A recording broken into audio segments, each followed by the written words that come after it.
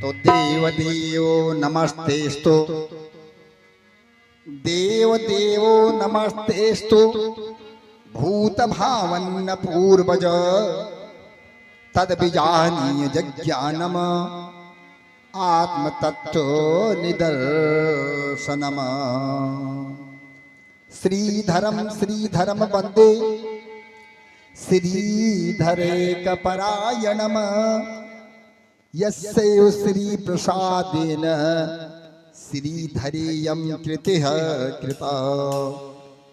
तो राधा भक्तिर हरिर्गानम ताभ्याम याचा समन्विता ताम श्री भागवतीम गाथा वंदे युगल रूपिणीम।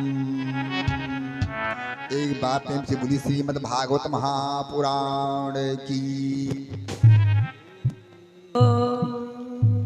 हेलो कथा प्रांगण में दूर दराज से आए हुए हमारे बीच में उपस्थित हमारी समस्त श्रोता महानुभाव सती सावित्री माँ गार्गी की पद चिन्हों पर चलने वाली हमारे बीच में उपस्थित हमारी माताएं बहनें व्यास मंच समस्त श्रद्धालु भक्तों का हार्दिक अभिनंदन करते हुए अष्टम दिवस के इस रातकालीन बेला की कथा रुक्मिणी मंगल कार्यक्रम का आप तक पहुंचाने का प्रयास होगा। आगे जैसी प्रभु की इच्छा। तो कहना क्या है कि नैन वही, अरे नैन वही जो लखे हरि को, और बैन वही हरि नाम उचारे। नैन वही जो अरे लखे हरि को, और बैन वही हरि नाम उचारे, और कान वही जो सुने प्रभु के गुण, और दान वही जो भव पार उतारे। नाम वही जग छाई रहे सर, और नाम वही प्रभु में तन गारे, और ध्यान वही जो लगे हरिवासर। तो ज्ञान वही जो विवेक विचारे। तो मेरे भक्तों, अब उस धर्म को धर्म कहें हम क्या, जिस धर्म में धर्म प्रथा ही न हो। धर्म को धर्म कहे हम क्या, जिस धर्म में धर्म प्रथा ही न हो। धर्म को धर्म कहे हम क्या, जिस धर्म में धर्म प्रथा ही न हो। उस मित्र को मित्र अरे कहे हम क्या, जो मित्र कहे तो व्यथा ही न हो। उस मित्र को मित्र कहे हम क्या, जिस मित्र के व्यथा ही न हो।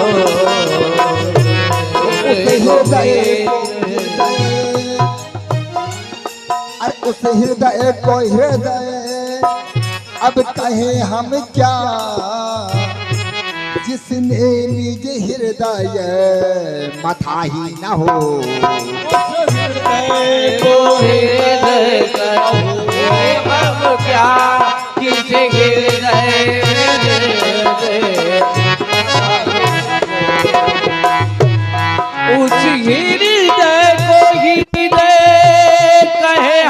क्या उस हृदय को हृदय कहे हम क्या किस हृदय गाए न हो उस गाओ को गाओ कहीं हम क्या उस गाँव को गाओ कहे हम क्या उस गाँव को गाओ कहे हम क्या और जिस गाओ में राम कथा ही न हो उस गाँव को गाओ कहे हम क्या जिस गाँव में राम कथा ही न हो उस गाँव को गाओ कहे हम क्या जिस गाँव में प्रभु की कथा ही न हो बोले वृंदावन बिहारी लाल की जय हो। आइए बड़ा अच्छा साजोग रहा और आज प्रभु की इस अमृतमयी मधुमयी कथाओं का रसपान करने के लिए हम आप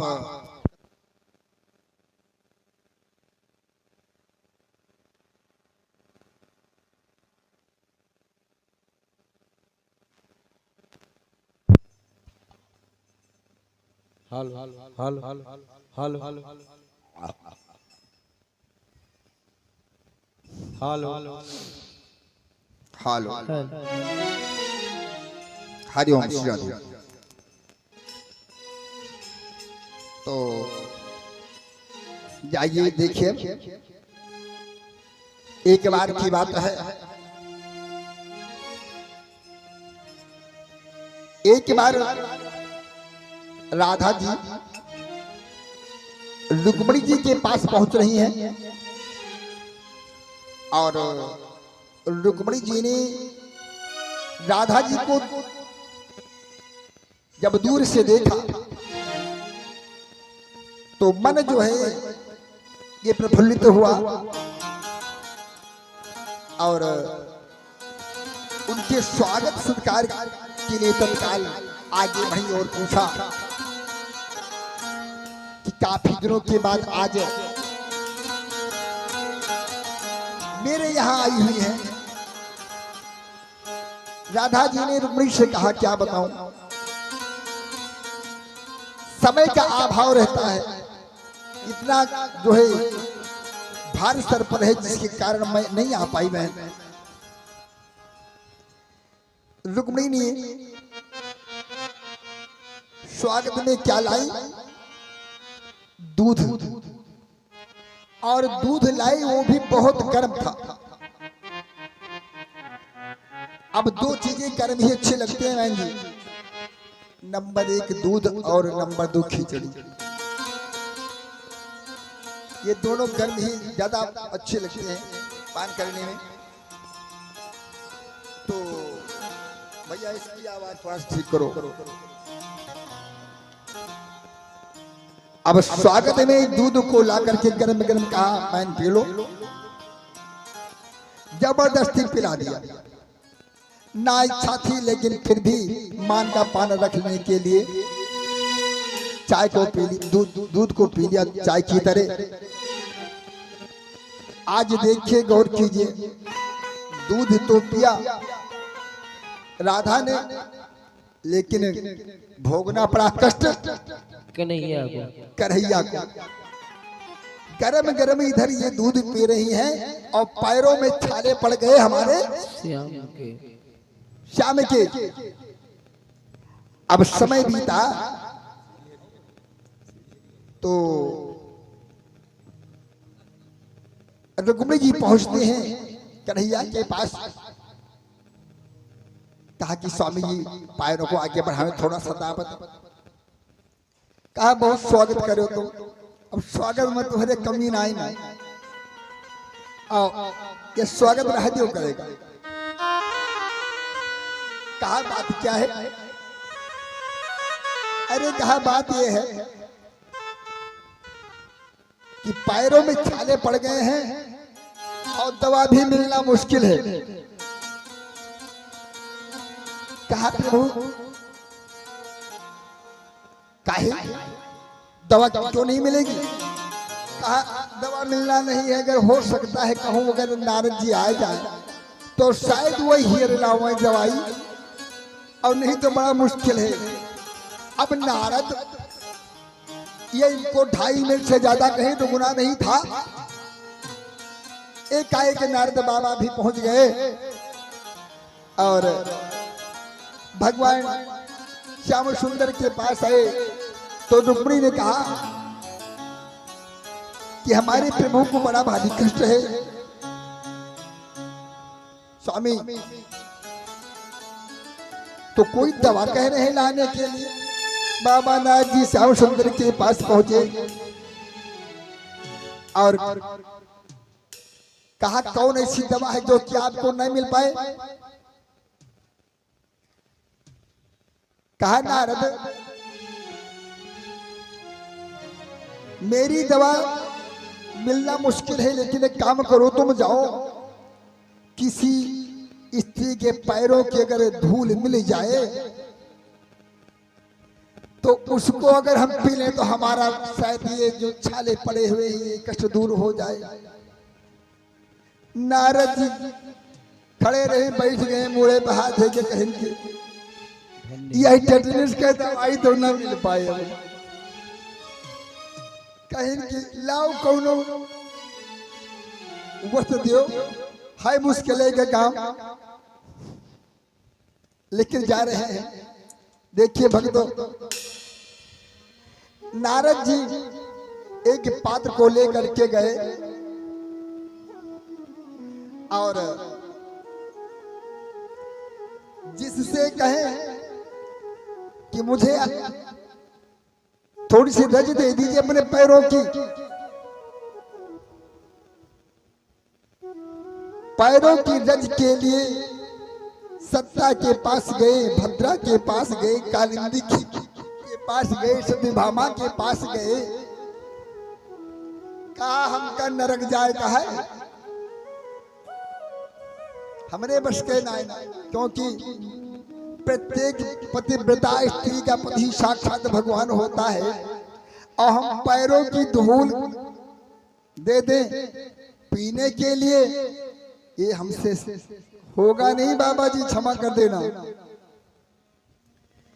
आज देखिए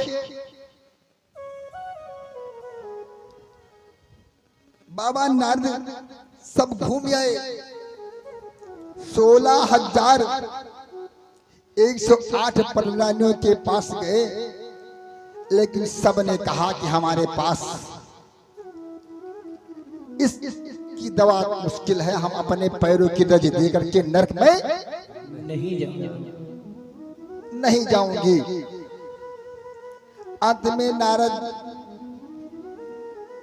बाबा कहने अब एक के बाकी है, चलिए शायद मिल जाए तो मिल जाए। अंत में नारद जी राधा जी के पास पहुंच गए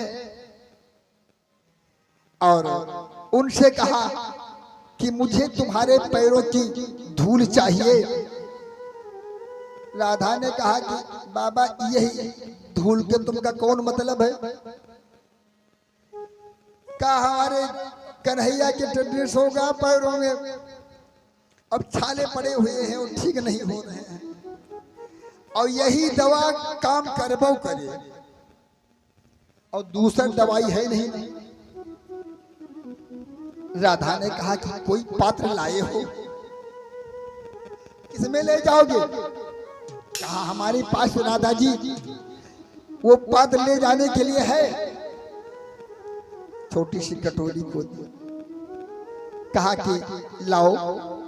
राधा ने जब कटोरी को लिया रज देने के लिए तो नारद ने मन में सोचा, कहा कि सबके पास गए 16,108 पटरानियों ने इनकार कर दिया कि नरक जाने का, मुझे नरक नहीं जाएगा,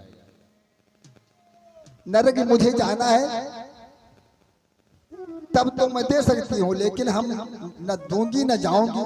तो पूछा नारद ने राधा जी से कि का तुमका नरक जाए के लिए तैयारियां हो, तुमको डर नहीं लग रहा है क्या? राधा ने कहा मुझे नरक की चिंता नहीं है, इसीलिए तो मैं दे रही हूं। कहा वो क्यों? कहा औषधम जाह्नवी तो यम।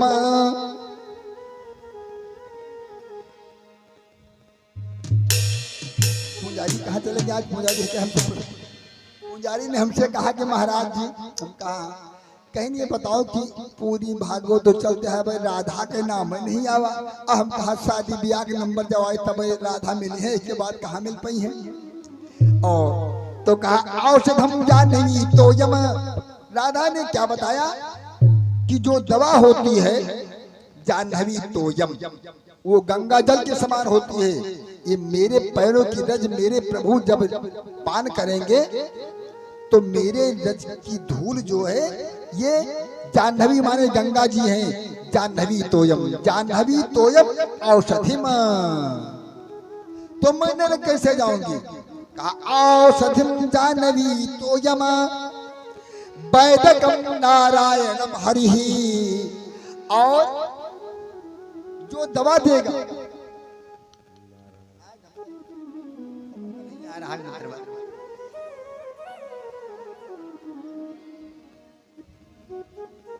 आवाज आपकी आज हम सही हमारे समझ।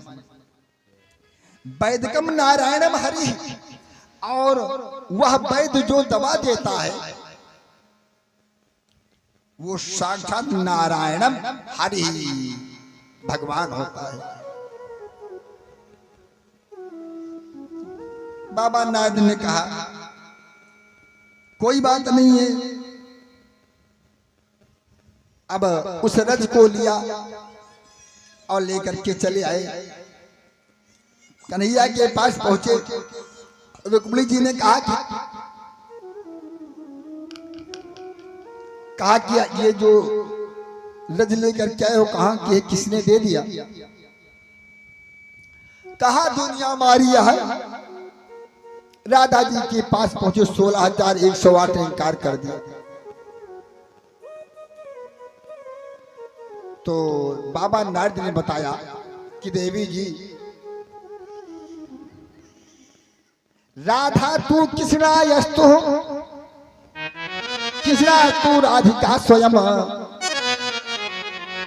राधा ही कृष्ण है, कृष्ण ही राधा है। यही पर भ्रम है। लोग कहते हैं कि राधा अलग है और कृष्ण अलग है। राधा ना अलग है ना कृष्ण अलग है। राधा तू कृष्णा अस्त, कृष्णा तू राधिका सा।